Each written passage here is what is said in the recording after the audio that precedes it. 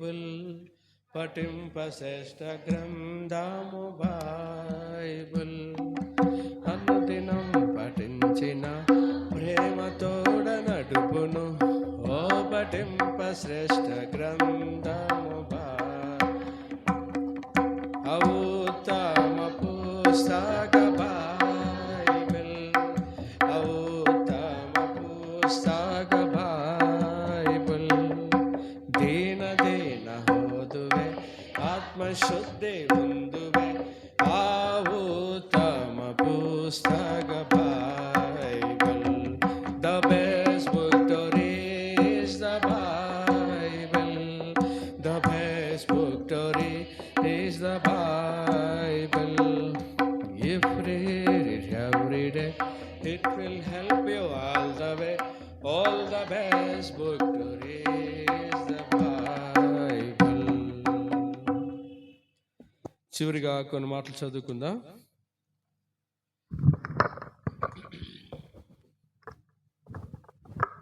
ప్రకటన గ్రంథము 1వ అధ్యాయం 7వ వచనాన్ని అందరం కలిసి చదువుకుందాం.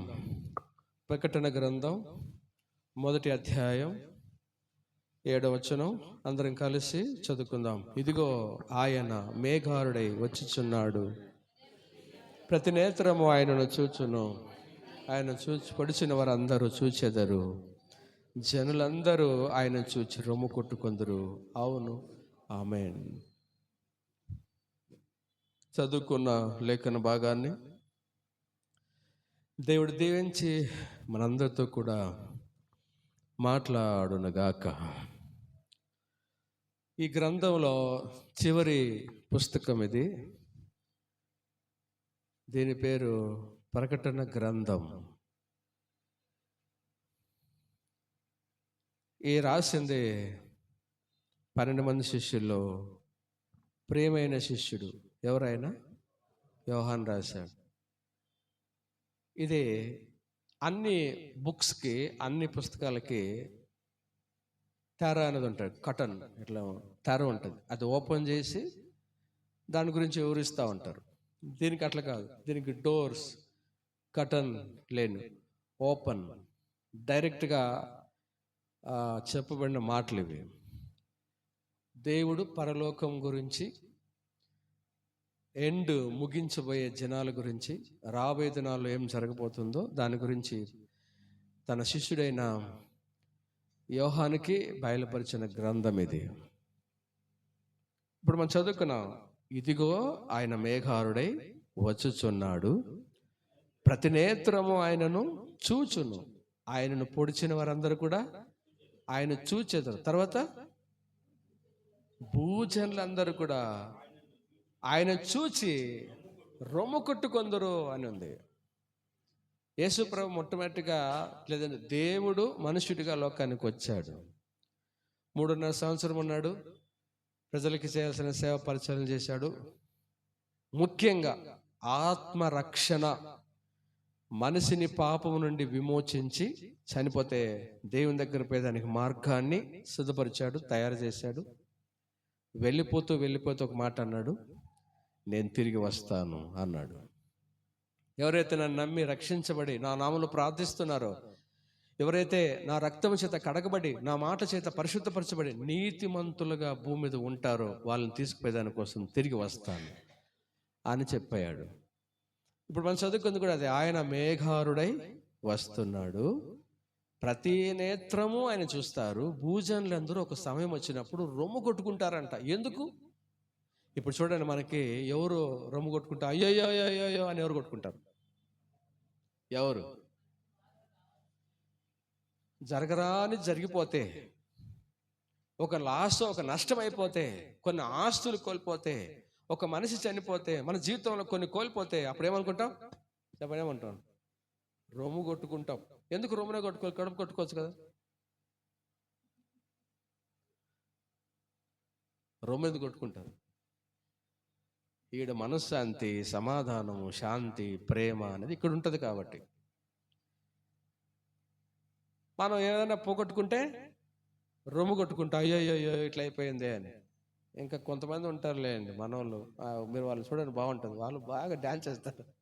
అయ్యో అయ్యో అయ్యో అయ్యో అయ్యో అంటారు. సాధారణంగా ఎవరైనా చనిపోతేనే, ఒక మనిషిని ఒకటి కోల్పోతేనే ఇలాంటి దుఃఖం, బాధ అనేది రొమ్ము కొట్టుకుంటారు. అయితే యేసు ప్రభు వచ్చేటప్పుడు అందరూ రొమ్ము కొట్టుకుంటారంట. అందరంటే భూజనులందరూ. ఎందుకంటే అయ్యో నేను ఈ దేవుని నమ్ముకోకుండా పోయినానే, ఆయన రక్తం చేత నా పాపాలను కడుక్కోలేకుండా పోయినానే, ఆయన మాటలో నేను నీతిగా ఉండలేకపోయినానే అని రొమ్ము కొట్టుకునే రోజులు, గొప్ప భయంకరమైన రోజు రాబోతుంది. ఇప్పుడు మీరు అనుభవిస్తున్నవన్నీ కూడా సింపుల్, కొంచెం కొంచెమే. ఏదో డబ్బు పోతే, ఏదో ఆరోగ్యం పోతే, ఒకవేళ ఒక మనిషి మన మధ్యలో నుంచి వెళ్ళిపోతే, చనిపోతే, కొన్ని కొన్ని చిన్న చిన్న వాటినే మీరు అంత అనుభవిస్తున్నారు. తర్వాత గొప్ప అపాయం లోకం మీదకి రాబోతుంది, గొప్ప ఉపద్రవం మనుషుల మీద మీరు రాకపోతుంది. అప్పుడు అప్పుడు ఇప్పుడైతే ఏదైనా అయిందనుకోండి, ఆదరించేదానికో, ఓదార్చేదానికో, ధైర్యం చెప్పేదానికో ఇంట్లో ఒకరు ఉంటారు, పక్కింటి వాళ్ళు ఉంటారు, బంధువులు ఉంటారు, ఇది మా లాంటి వాళ్ళు ఉంటారు, మీ లాంటి వాళ్ళు ఉంటారు కదా, ధైర్యం చెప్పేదానికి. అయితే ఒకరోజు రాబోతుంది, మనుషులందరి మీదకి ఒక భయంకరమైన ఉపద్రవం రాబోతుంది. ఆ రోజున తప్పించేవాడు, రక్షించేవాళ్ళు ఎవరూ లేరు. కాబట్టి ఆ రోజున అది భయంకరమైన దినము. ఆ రోజున మనల్ని ఆదరించే వాళ్ళు కూడా ఎవరు ఉండరంట. ఆయనను పొడిచిన వాళ్ళు అని ఉంది, ఆయన దూషించిన వాళ్ళు, ఆయనను చంపిన వాళ్ళు, ఆయన అంటే ఆయనకు సంబంధించిన జనాన్ని, ఆయనకి విరోధంగా జీవించిన వాళ్ళు, ధర్మాన్ని పాటించకుండా, నీతిగా పరిశుద్ధంగా ఉండకుండా, లోకానుసారంగా జీవించే ప్రతి ఒక్కరిని దండించే దినం, నరకానికి వేసే దినం, శిక్షాకాలం, దైవ ఉగ్రతా దినం వచ్చినప్పుడు, ఆ రోజు నుంచి మనం అందరూ తప్పించుకోవాలి. చూడండి, కొద్ది రోజులు అయిపోతుంది, మనం కొన్ని మర్చిపోతాం. కొద్ది రోజులు ఉంటుంది దుఃఖం, బాధ, కొన్ని శ్రమలు ఉంటాయి. కొంతమంది జీవితాల్లో ఉంటారు, వెళ్తారు. అయితే కొన్ని రోజులు అయిన తర్వాత ఏమవుతుంది, అది మర్చిపోతాం. అయితే చివరిగా వచ్చే ఆపద, చివరికి వచ్చే బాధ, వేదన ఎవరు తప్పించలేదు. అది ఒక్క యేసు ప్రభు మాత్రమే తప్పించగలుగుతాడు. అదే నిత్య నరకం, అగ్నిగుండం, వేదన కలిగిన స్థలం, దేవుని కోప ఉగ్రత కలిగిన దినం.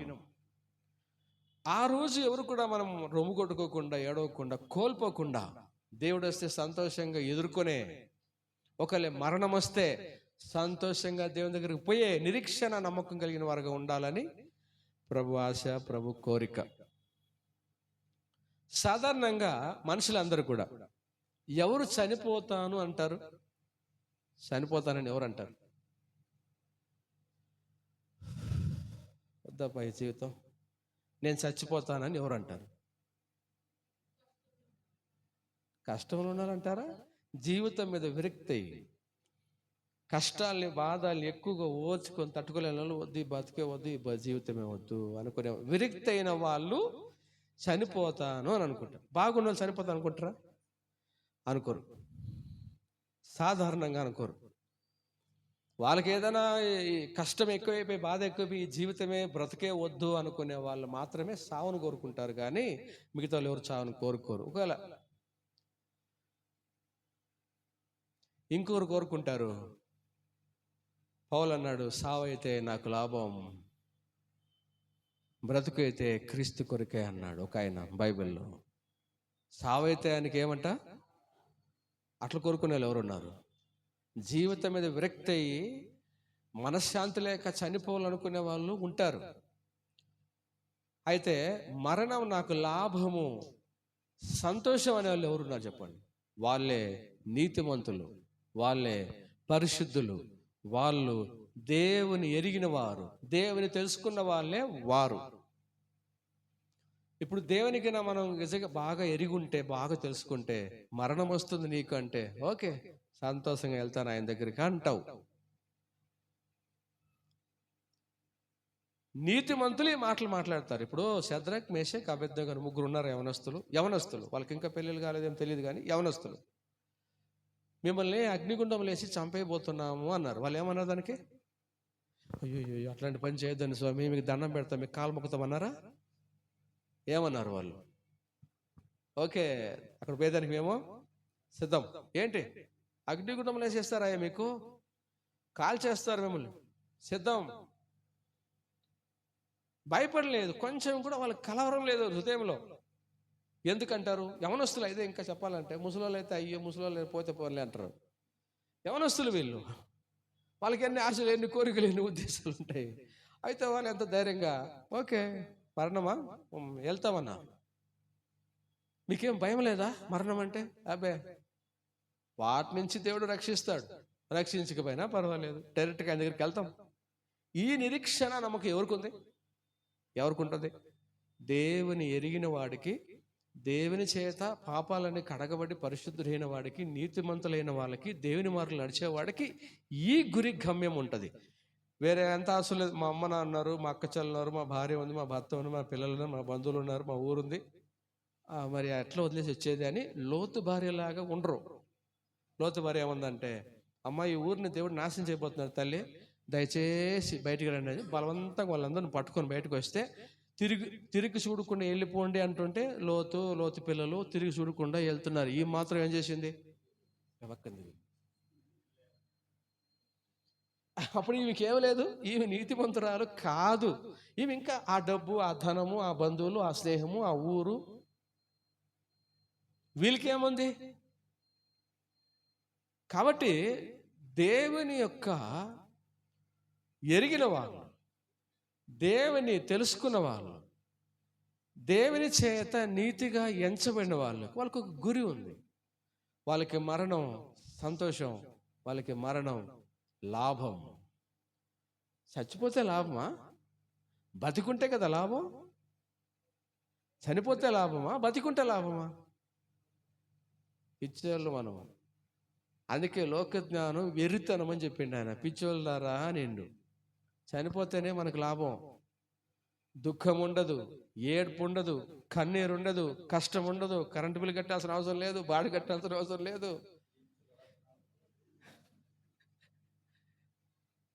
దీపం అంటించాల్సిన అవసరం లేదు, కోడలతో తిట్లు తినాల్సిన అవసరం లేదు, పిల్లలతో తిట్లు తినాల్సిన అవసరం లేదు, భార్యతో తిట్టాల్సిన అవసరం లేదు. మనల్ని ఎవరైనా ఏమని ఓర్చుకొనేస్తాం. భార్య ఏమైనా అనేసింది అనుకోండి, మనకి ఎక్కడ లేని రోసాలు వచ్చేస్తాయి. మా భార్య ఇట్లా అనేసింది. ఒక ఆయన ఆయిల్ టిన్ను, పెద్ద టిన్ను ఇట్లా పోస్తుంది, అది బరువుకుంటే పట్టేదని పట్టలేదు, పోస్తామంటే గబక్కని సారింది, కింది పెట్టాడు. అయ్యో నీకు ఇది కూడా శాత కదా అనేసింది ఆమె. ఆయనకి ఏమో అయిపోయింది, ఇది కూడా శాత కాదా అనేసింది. భార్య మాటలు అట్లాంటి మాట్లాడమంట. ఈ బాధ ఉండదు, భర్త బాధ ఉండదు, ఏ కష్టం లేని ఒక లోకం వస్తుంది. అదే లాభమైన లోకం. ఏమిటది? ఇప్పుడు బాగా కష్టపడతాం, పిల్లల కోసం శ్రమ పడతాం, కష్టపడతాం, వాడొక్క మాట ఏమైనా అనేసాడు అనుకో, అయ్యో ఇట్లని తెలిసింటే ఇల్లు కట్టేవాని కాదే, పెంచి పెద్ద చేసేవాని కాదే. నిజంగా దేవునికి మనం ఎరిగితే, ఆయన మాటలు నమ్మి ఆయన మాటలు నడిస్తే, నీతిమంతులై పరిశుద్ధులైతే భయపడవు. దేనికి? మరణానికి భయపడవు. అది ఆయన గురించి తెలిసిన వాళ్ళకి ఆయన రాజ్యం గురించి తెలుస్తుంది. అక్కడ బంగారు వీధుల్లో నడుస్తుంటే, అక్కడుండే ఆ వెలుగులో ఉంటే ఆనందమే వేరే, అది లాభమే. నిజం చెప్పాలంటే క్రైస్తవులకి మరణము అనేది ఒక పెద్ద లాభం. అది అన్ని జనులకి శాపం, దరిద్రం, దోషం, కీడు, అంటూ రకరకాలుగా వాళ్ళకి అది. ఎందుకంటే ఆ మనుషుల మీద దోషం, పాపం, శాపం ఉంటాడు కాబట్టి, వాడు చనిపోయేటప్పుడు వారి పాపాలు పరిహరించబడలేదు కాబట్టి, నీతిమంతుడిగా పరిశుద్ధుడిగా చనిపోలేదు కాబట్టి నిజంగా అది ఉంటుంది వాళ్ళకి. కాబట్టి ఎవరు మరణాన్ని కోరుకుంటారంటే ఇద్దరు కోరుకుంటారు. ఒకరు జీవితం మీద విరక్తి పుట్టిన వాళ్ళు, నాకు ఈ జీవితం వద్దు.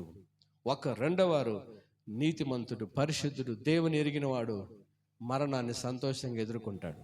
ఎప్పుడైనా వస్తాను ప్రభా అంటాడు. కొంతమంది రా ప్రభా నేను ఇదకు వస్తాను అని కూడా వచ్చామన్నాడు. ఇప్పుడు ప్రభు అన్నాడు, ఇదిగో ఆయన మేఘారుడై వచ్చుచున్నాడు, ప్రతి నేత్రము ఆయనను చూచును. అది ఎట్లుంటుందని చాలా ఉదాహరణలను బైబిల్లో రాయబడింది. యేసు ప్రభు తిరిగి వస్తాడు కదా, తన శిష్యులతో చెప్పేటప్పుడు అన్నాడు, నేను పోతున్నానని మీరేం కంగారు పడకండి, దిగులు పడకండి. నేను పోతే గాని మీ జీవితాలు కట్టబడవు. నేను వెళ్తే గాని నేను పరిశుద్ధాత్మను మీ మీదకి పంపుతాను. మీరు నా కొరకు తయారు కాలేరు, ఎప్పుడు నా మీదే ఆధారపడి ఉంటారు అని వాళ్ళకి ధైర్యం చెప్పి ఆదరించి ఓదార్చి, వద్దు ప్రభా అన్నట్లుగా వాళ్ళందరూ ముఖాలు మార్చుకున్నారు. ఏంటి ప్రభా ఇన్ని రోజులు ఉండి నువ్వే వెళ్ళిపోతే ఎట్లా ప్రభా అన్నారు. ఇప్పుడు గద్దని దేవుడు పోలుస్తూ వచ్చాడు. గద్దని, పక్షిరాజుని తనతో పోల్చుకున్నాడు దేవుడు. పక్షిరాజు నేను అన్నట్లుగా పోల్చుకున్నాడు. అదేం చేస్తుందంటే ఉన్నతమైన స్థలాలు తీసుకువెళ్ళి గూడు కట్టుకుంటుంది. ఆడ కట్టుకున్న తర్వాత ఆ భారమంతా అదే భరిస్తుంది. పిల్లలు కొంచెం పెద్దదైనాక ఆ గూడుని పెరికేస్తాయి. ఎందుకు పెరికేస్తాయి? ఇప్పుడు కొన్ని కుక్కలు కుక్క పిల్లలు వేస్తాయి. కుక్క పిల్లలు వేసిన తర్వాత చాలా వేస్తాయి, ఒకటి కాదు. దాంట్లో మరలా ఎన్ని తినేస్తాయి? నువ్వు ఒకటి రెండు చూసి తిన్నావా? కుక్కలు 10-20 వేస్తారు, 10 వేస్తుందా? ఎంత వేస్తుంది? వేస్తుంది.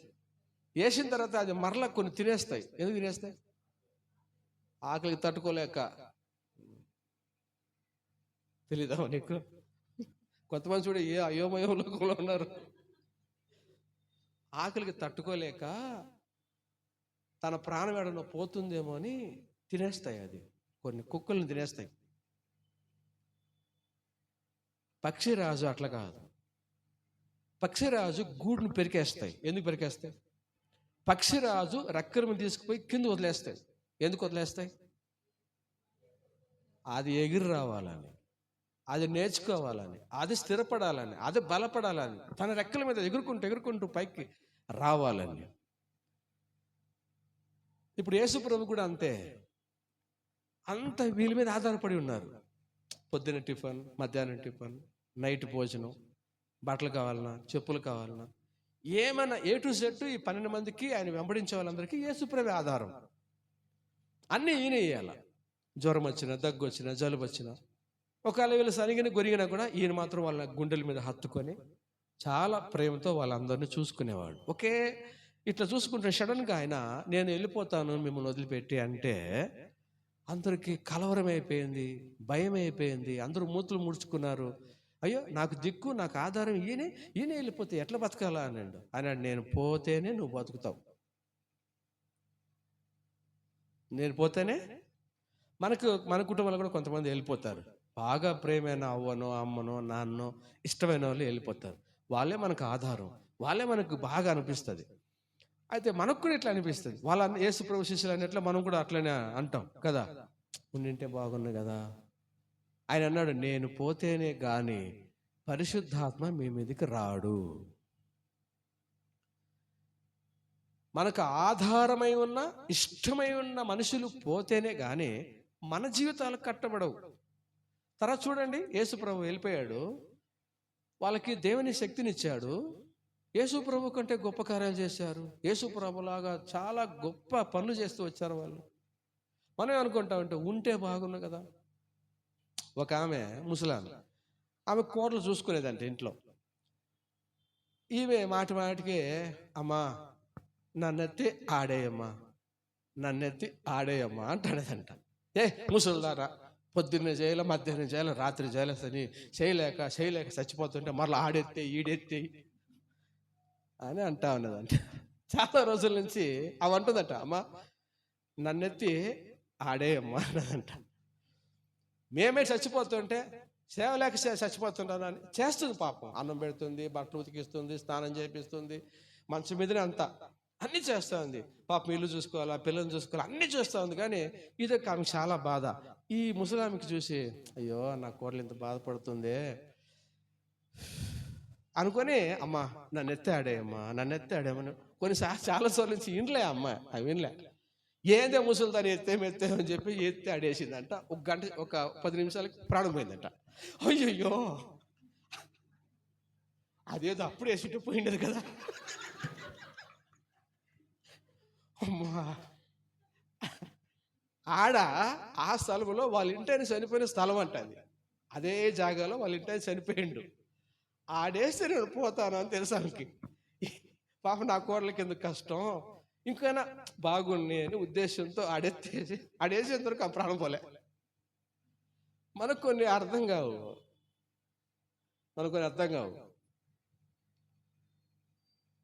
కొంతమంది మనకు ప్రియమైన వాళ్ళని దేవుడు తీసుకున్న తర్వాత ఆ తర్వాత మీ భవిష్యత్తులు కట్టబడుతున్నాడు ఆయన. ఆయనది అయిపోయింది, ఆయన కట్టబడ్డాను, మీరు కట్టబడాలి, మీరు బాగుపడాలా అనా కదా. మనం అనుకుంటామంటే ఈ వచ్చే మేళ్ళు మర్చిపోయేసి ఆయన పోయిండే అంటా ఉంటాం. పక్షిరాజు కూడా అంతే.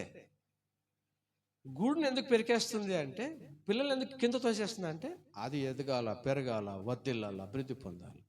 శిష్యులు ఎందుకు వదిలేసి వెళ్ళిపోతున్నానంటే, నా తర్వాత మీరు ఎదగాల, మీరు బలపడాలి, మీరు కట్టబడాలి, మీరు భవిష్యత్తు. ఒకరి మీదే ఆనుకొని ఆధారపడే జీవితం కాదు మనది. ఇప్పుడు చిన్నప్పటి నుంచి తల్లిదండ్రుల మీద ఆధారపడతారు. పెద్దోళ్ళు అయిన తర్వాత భార్య వస్తుంది, భర్త వస్తుంది, ఇప్పుడు వాళ్ళ మీద ఆధారపడతారు. ఆ తర్వాత ముసలాళ్ళు అయిన తర్వాత మనమల మీదనో కూడల మీదనో ఆధారపడతారు కదా. ఇట్లా వెళ్ళిపోతున్నారు. కానీ ఒకరే మనకి శాశ్వతం కాదు. ఇంకా ఎవరి మీద ఆనుకోవాలంటే, నిన్ను, నన్ను, మనలను సృష్టించిన సృష్టికర్త దగ్గర ఆనుకోవాలి. మనం ఆయన గుండెల మీద ఆనుకోవాలి, ఆయన పాదాల దగ్గర ఆనుకోవాలి.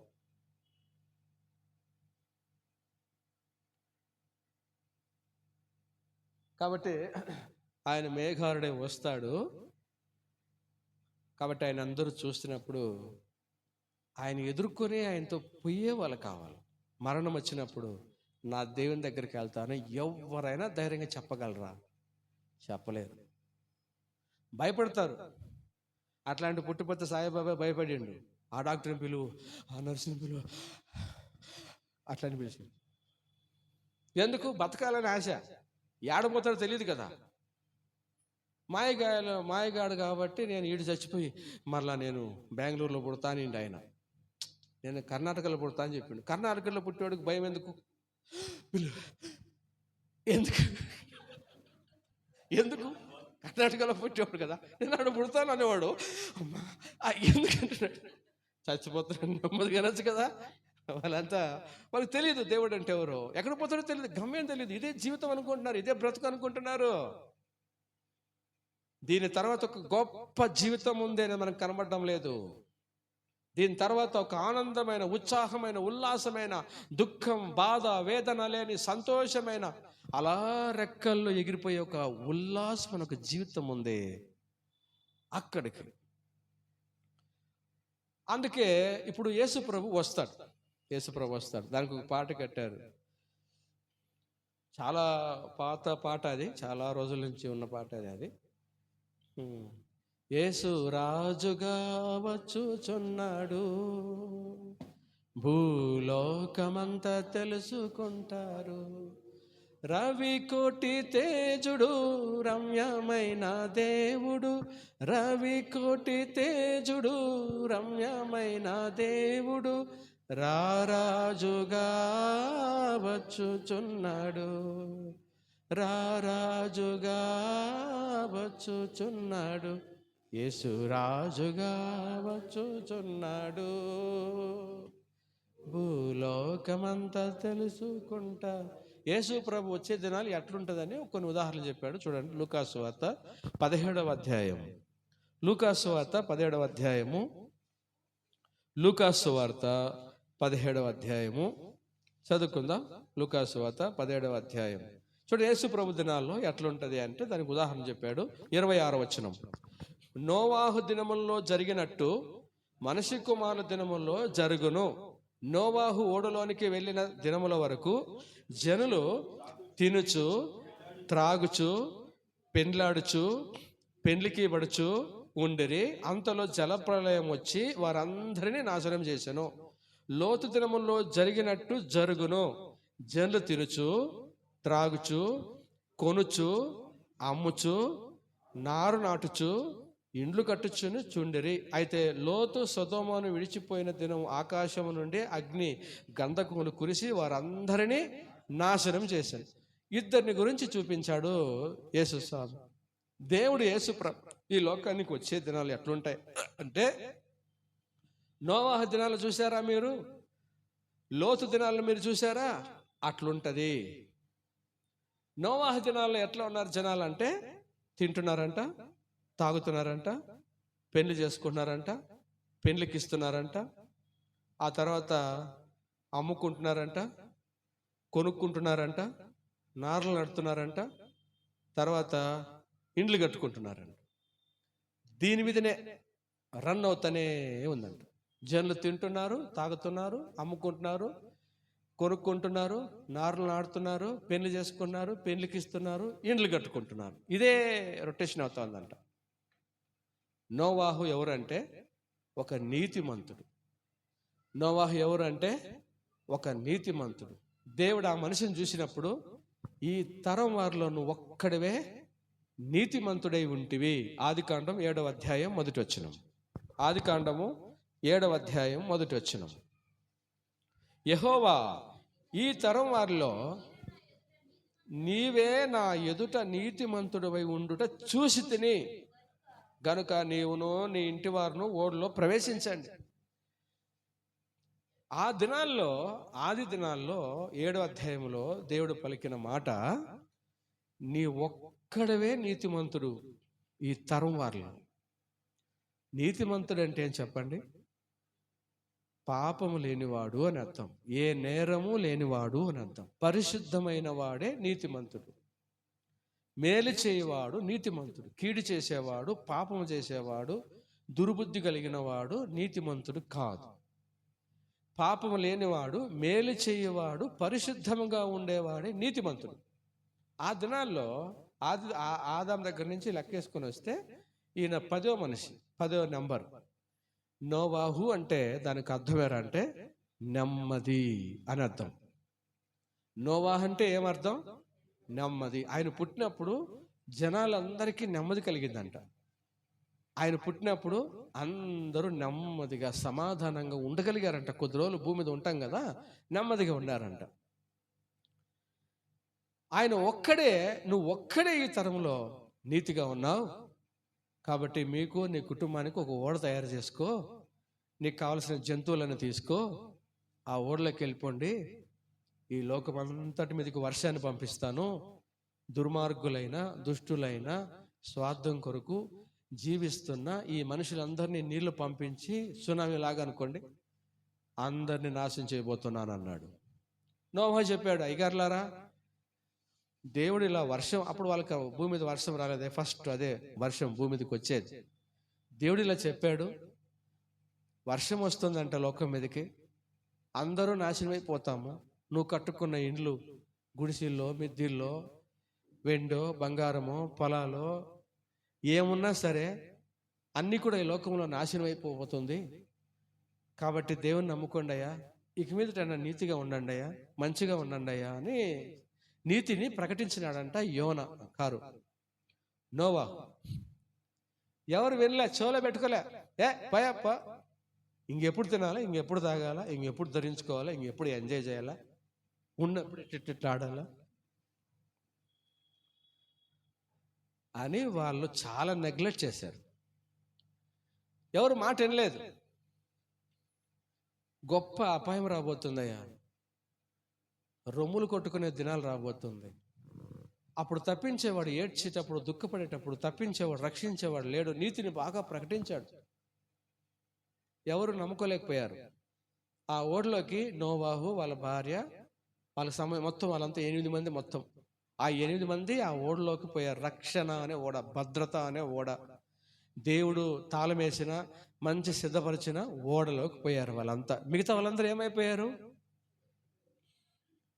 తింటున్నారు, తాగుతున్నారు, ధరించుకుంటున్నారు, అమ్మేసుకుంటున్నారు, కొనుక్కుంటున్నారు, నార్లు నడుతున్నారు, ఇండ్లు కట్టుకుంటా ఉన్నారు. ఇదే వాళ్ళ పని. ఇంకా చెప్పాలంటే ఆదికాండం 6వ అధ్యాయం 2వ వచనం చదివితే, దేవుని కుమారులు నరుల కుమారులను చక్కని వారిని చూసి వారందరిలో తమకు మనసుకు వచ్చిన స్త్రీలను వివాహం చేసుకున్నారంట. ఎవరి ఇష్టానుసారంగా జీవించడానికి ప్రారంభమైపోయింది. ఇప్పుడే కాదు, ఆ దినాల్లోనే ఉంది ఇవన్నీ. మనసుకు నచ్చినట్లుగా ఎవరు నచ్చితే వాళ్ళతో సావాసం, సంబంధాలు, భోజన విందులు, వివాహాలు, నచ్చితే చాలు వాళ్ళతో సంబంధం, సహవాసం. ఎవరు మనసుకు వచ్చినట్లుగా, నచ్చినట్లుగా ఇలా చేసి ఏమయ్యారంటే తమ మార్గాలను చెడిపేసుకున్నారంట. 6వ అధ్యాయం 11వ వచనం. భూలోకము దేవుని సన్ని చెడిపోయి ఉండెను. 12వ వచనం. సమస్త శరీరులు తమ మార్గమును చెరిపివేసుకొనిరి. ఒక పక్క తమ మార్గాలు, జీవితాలు చెరిపేసుకున్నారంట, ఇంకో పక్క దేవుని సన్నిధి కూడా చెడిపోయిందంట. కారణం ఎందుకు వచ్చిందంటే ఇష్టం, మనసుకు నచ్చింది అని. చెడిపోయిన తర్వాత వాళ్ళు చెడిపోయి, ఇతరులను చెడగొట్టి, దేవుని సన్నిధి చెడగొట్టి, ఒక్కరు కూడా దేవుని మాటకి వినక, ఒక్కరు కూడా దేవుని వెతకక, అవును మీరంతా ఎందుకు తింటారు, ఎందుకు తాగుతారు చెప్పండి? ఏమి తినాలా, ఎందుకు తిని ఎందుకు తాగేది? ఒక్కొక్కటి చెప్పుకుంటారా అండి? మీరు ఎందుకు తింటారు, తాగుతారు? జీవించేదాన్ని, బతికేదానికి. ఎన్ని సంవత్సరాలు? అది ఎన్ని సంవత్సరాలు బతికేదానికి? అది కూడా దేవుడు ఇవ్వాలా నీకు? సరే, ఎందుకు బతకాలి? పోనీ ఎందుకు బతకాలి? అసలు ఎందుకు బతికే చెప్పండి? ఎవరి కోసం? పుట్టినారు కాబట్టి పిల్లలు పెద్దలు కావాలా, పెళ్ళిళ్ళు చేయాలా, పిల్లలు కనాలా, చచ్చిపోవాలా?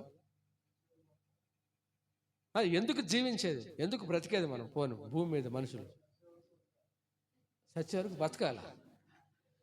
ఎందుకు చచ్చే వరకు ఎందుకు బతకాలా? ఏదో ఒక కారణం ఉండాలి కదా. తినేది బాగా బలంగా ఉండేదానికోసం, ఎవరైనా గుద్దవచ్చు, దోచుకోవచ్చు, దొంగతనం చేయొచ్చు, పొడవచ్చు. ఎందుకు మీరు బతికేది? ఎందుకు? చాలామంది బైబిల్లో వాళ్ళు ఎందుకు తిన్నారు, ఎందుకు తాగారు చూడండి. ఎందుకు తిన్నారు, ఎందుకు తాగారు? యెషయా గ్రంథం 22వ అధ్యాయం. యెషయా గ్రంథం 22వ అధ్యాయం. జనాలు కొంతమంది తిని తాగినారంట. ఎందుకు తాగారు చూడండి. 22వ అధ్యాయం 13వ వచనం. ఇంకొంచెం గట్టిగా చదవమా? అందరూ చదవండి, బాగుంటుంది. అందరూ చదవండి. రేపు చచ్చిపోదు గనక ఎందుకు తాగుతున్నారు, ఎందుకు తింటున్నారు? అయ్యో రేపు చచ్చిపోతాం. ఈరోజు బాగా తిని, కొంతమంది ఎందుకు తింటున్నారంట? రేపు చచ్చిపోతాం గనుక తిను, తాగో, ఎడ్లను వధించో, గొర్రెలను కోయి, మాంసం కోయి, ద్రాక్షారసం తాగో, ఖుషిగా ఉండు, అందుకు తింటున్నారంట కొంతమంది. మరి మీరెందుకు తిని తాగుతున్నారు? మీరెందుకు తిని? నిజంగా చెప్పండి. ఏదో దేవుడి దగ్గరికి వచ్చామని ఇట్లా మీరు మారదండి. రియల్గా మీరు చెప్పండి, ఎందుకు తిని తాగుతున్నారు మీరు? వాళ్ళేమో రేపు చచ్చిపోతామయ్యా, ఉండిద్దరికి తిని చచ్చిపోతాం అన్నారు వాళ్ళు. సరే ఎట్లా చదవండి, ఇంకొక మాట చదవండి. 1 కొరింథీయులకు రాసిన పత్రిక 15. ఇప్పుడు కొంతమంది ఉద్దేశం అట్లా ఉంది, రేపు చచ్చిపోతాం, ఉండేప్పుడే బాగా తినాలి, తాగాలి, చచ్చిపోవాలి. 15వ అధ్యాయము 32వ వచనం.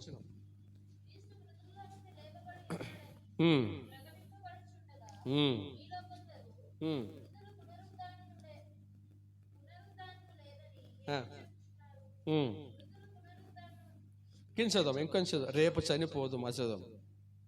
రేపు చనిపోదుము కాదు, అదే దాంట్లో మధ్య లాస్ట్ చదవండి. రేపు చనిపోదుము గనుక తినదుము, తాగదుము. జనాలు కొంతమంది అదే అనుకుంటున్నది, రేపు పోతామే, ఉండము, ఉండేటప్పుడు అది ఇది మటన్ చికెన్ కోసుకొని తినేసి చచ్చిపోదాం. మరి మీరెందుకు తిని తాగుతున్నారు అని మిమ్మల్ని అడిగిన, మిమ్మల్ని అమ్మా, చిన్నమ్మా, మీరు ఎందుకు తిని తాగు బతుకుతున్నారు? మనములు చూసుకోవాలా, పెళ్ళిళ్ళు చేయాలా, అట్లనా? ఎవరికి? మీరెందుకు చెప్పండి. లోకంలో ఉండే ప్రతి మనుషుడికి కూడా ఏదో ఒక దాని కొరకు, స్వార్థం కొరకే బతికేది. స్వార్థ జీవితమే. అర్థమైందా? ఎందుకు తిని తాగుతున్నామంటే మా అమ్మ కోసం, మా తాత కోసం, మా అవ్వ కోసం, ఆమె కోసం, అబ్బాయి కోసం, వీళ్ళ కోసం ఇదే చెప్తారు. ఉంటే 2 రోజులు నేను మంచిగా ఉండాలి, వా ఇట్లుండే గన్నుగా ఉండి చనిపోవాలా అని తిని తాగుతున్నారు. దేవుని పిల్లలు, క్రైస్తవులైన మీరు దేవుని తెలుసుకున్న తర్వాత, మీ జీవితం మీకు అర్థమైన తర్వాత ఇప్పుడు ఎందుకు తిని తాగుతున్నారు చెప్పండి. ఇప్పుడు పౌలు గారిని అడుగుదాం, పౌలు గారిని, బైబిల్లో ఉండే పౌలు గారిని అడుగుదాం. పౌలు గారు, మీరు ఎందుకు తిని తాగి బతకాలని ఎందుకు అనుకుంటున్నారంటే క్రీస్తు కొరకు అని అంటాడు. ఎవరి కోసం అంట? మరి మీరెందుకోసం అంటుంటే గమ్మున ఉన్నారు ఎమ్మగోల్లాగా? మీరన్నారా? ఏమన్నారమ్మా? మనోళ్ళని అన్నారా? మనోళ్ళ? ఓకే. ఇప్పుడు క్రీస్తు పౌలు ఎవరి కోసం బతుకుతాడంట? ఎవరి కోసం పౌలు గారిని? జీవితం అంట నేను క్రీస్తు కోసం బ్రతుకుతానయ్యా అన్న, దేవుని కోసం బ్రతుకుతానన్నాను. ఎందుకు దేవుని కోసం బతుకుతావంటే నేను చాలా మందిని రక్షించుకోవాలా, దానికోసం. ఎక్కడి నుంచి రక్షించాలా? చాలా మంది నరకానికి వెళ్తున్నారు, అక్కడి నుంచి వాళ్ళని రక్షించాలా.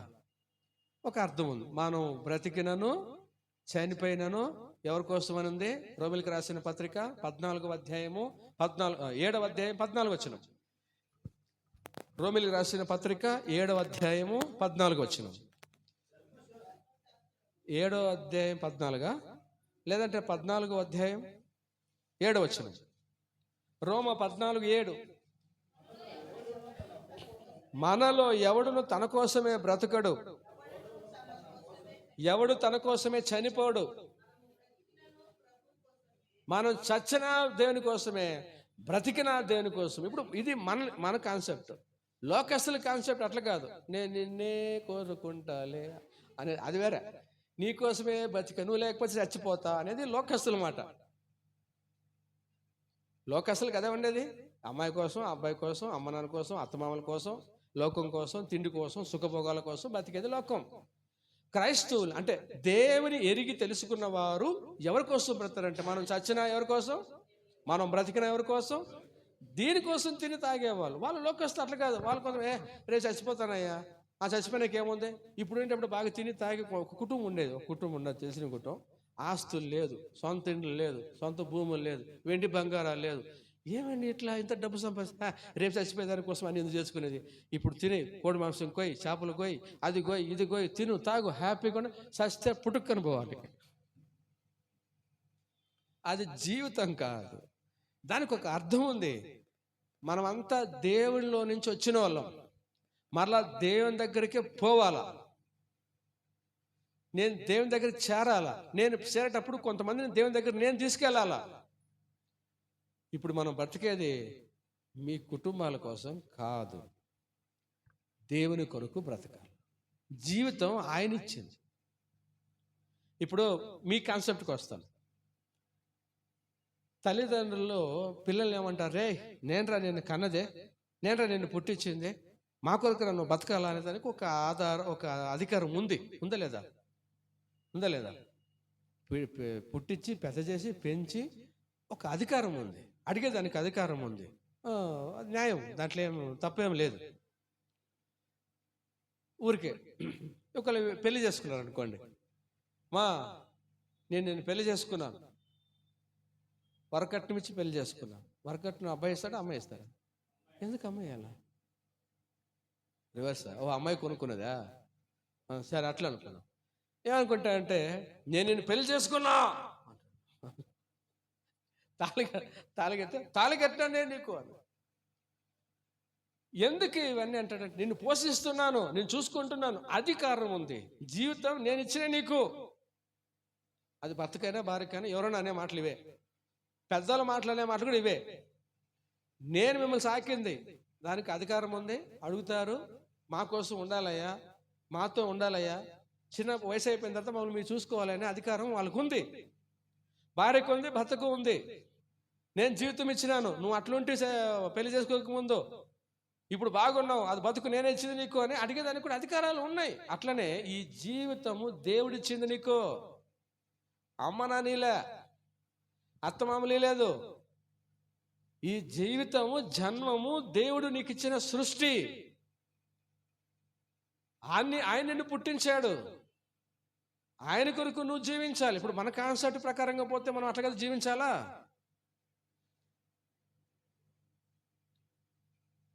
ఆ కాన్సెప్టే మర్చిపోయి ఏం తినాలా, ఏం తాగాలా, ఏం ధరించుకోవాలా, ఎట్లా బతకాలా, ఎట్లా ఉండాలా అని ఈ కాన్సెప్ట్లోకి వెళ్ళిపోయారు. ఇప్పుడు నోవా దినాలు అందరూ కూడా వాళ్ళకి దేవుడు తెలియదు కాబట్టి దేవుని ఎరగని వారు కాబట్టి అందుకే వాళ్ళు ఆ స్థితిలో ఉన్నారు. వాళ్ళకి మనసుకు వచ్చినట్లు తింటున్నారు, మనసుకు వచ్చినట్లు ఉంటున్నారు, మనసుకు వచ్చినట్లు డ్రెస్సులు వేసుకుంటాడు. నా ఇష్టం, నాకు ఇష్టమైనట్లు బతుకుతాను, జీవిస్తాను, డ్రెస్సులు వేసుకుంటాను, తింటాను, సావాసం చేస్తాను, సంబంధాలు కలిగి ఉంటాను, నువ్వెవరు అడిగేదానికని కూడా అంటాను. వీళ్ళకి ఏం తెలియదు, దేవుడు తెలియదు. తెలిసినోడైతే నాకు ఒక దేవుడు ఉన్నాడు, నాకు ఒక తండ్రి ఉన్నాడు, నన్ను కలుగు చేసిన ఒక నాయన ఉన్నాడు, ఆయన ఒక ఉద్దేశంతో నన్ను పుట్టించినాడు, కాబట్టి నాకు ఒక రూల్ ఉంది, నాకు